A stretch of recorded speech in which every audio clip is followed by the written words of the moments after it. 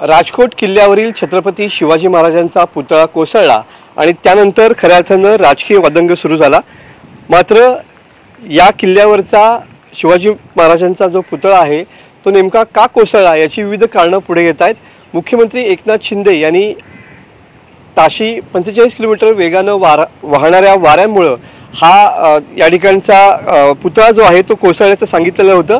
याच राजकोट किल्ल्याच्या बरोबर समोर या ठिकाणी राहणारे काही नागरिक आहेत। आपण त्यांना त्या दिवशीची पोझिशन विचारून घेऊया की नेमकं त्या दिवशी काय घडलं।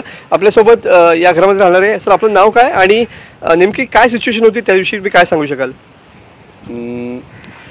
खरं तर सांगायचं जर हा शिवाजी महाराजांचा पुतळा माझ्या अंदाजे 1:05 वगैरे किंवा 1 वाजता या 10-15 मिनिटात सगळं हे घडून गेलं। त्यावेळी मी ते ऑन दी स्पॉट हजर नव्हतो, पण बाजूला होतो, मी मार्केटमध्ये होतो। त्यावेळी जोराचा पाऊस आलेला, जोराचा वारा होता, एक 10-12 मिनिटासाठी असेल तेवढाच तो पाऊस आणि जोराचा वारा होता आणि त्या वातावरणामध्ये हे सगळं असं झालेलं आहे। ओएसिस फर्टिलिटीच्या तज्ञांनी आयव्हीएफ उपचार पद्धतीद्वारे 1 लाखांहून अधिक जोडप्यांना मातृत्व प्राप्तीचा आनंद दिला आहे। मोफत अपॉइंटमेंट बुक करण्यासाठी आजच संपर्क साधा। बरोबर, इथे एवढा 40 ते 45 किलोमीटर वेगाने वारा इथे असतो। तुमचं घर अगदी बरोबर राजकोट या किल्ल्याच्या समोर आहे म्हणून विचारतो। हो, कंटिन्युअसली नसतो, लक्षात घ्या। जर वेदर खराब असेल किंवा वादळ येण्याची शक्यता असेल किंवा अरबी समुद्रामध्ये लो प्रेशर एरिया झाला असेल तर अगोदर सूचना दिल्या जातात, तशा पोर्टकडून म्हणा किंवा कस्टमकडून म्हणा। आम्हाला पूर्ण शहराला अगोदर सूचना दिल्या जातात की ताशी एवढ्या किलोमीटरने वारे वाहायचे आहेत, तुम्ही सतर्क राहा, हे राहा। पण तसं काही नव्हतं। पण जनरली कसं होतं आहे की या 3 महिन्यामध्ये कोकणामध्ये पाऊस जोराचा पडतो, हे तर सर्वांना माहिती आहे। जोराचा पडतो पाऊस आणि यावर्षी तर रेकॉर्ड ब्रेक केलं पावसाने।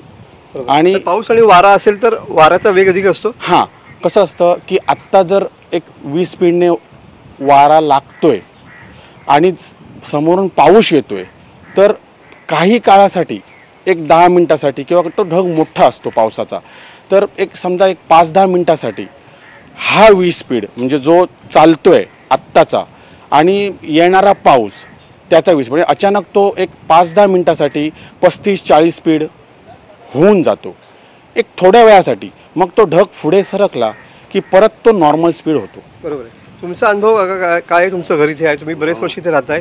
त्या दिवशी नेमकी सिच्युएशन काय होती? खरंच पाऊस असा आला आणि जोरात वारा आला आणि तो काय झालं, तो वारा आला, मी बघत होतो इकडून, तो आवाज आला मला तिकडे, असं पत्रा गेला, असं पत्रा पडला असं म्हणून मी घरात, पण तो मला संशय आला म्हणून मी परत बघायला गेलो, त्यावेळी तो पुतळा पडलेला होता।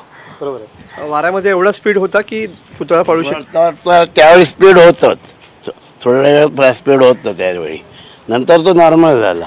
बरोबर आहे।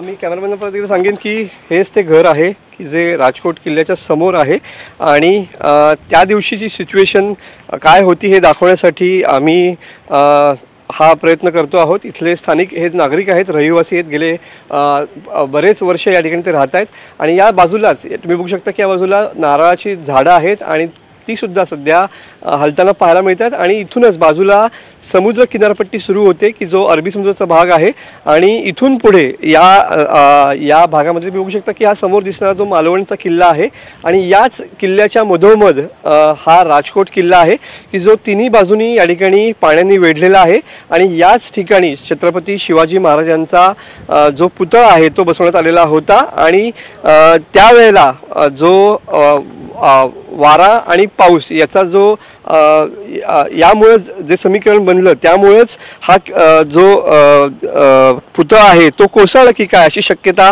वर्तवण्यात येते आहे आणि त्याचीच चाचपणी आम्ही करण्यासाठी इथपर्यंत पोहोचलेलो होतो। ही एक शक्यता असू शकते, यामध्ये अनेक तज्ज्ञ मंडळी या संदर्भातला अभ्यास करतायत, मात्र अजूनही या संदर्भातला हा पुतळा नेमका का कोसळला याची कारणं मात्र अद्याप मिळू शकलेली नाहीत। कॅमेरामन अनिकेत होलमसह मी मनोज देले, TV9 मराठी, राजकोट, सिंधुदुर्ग।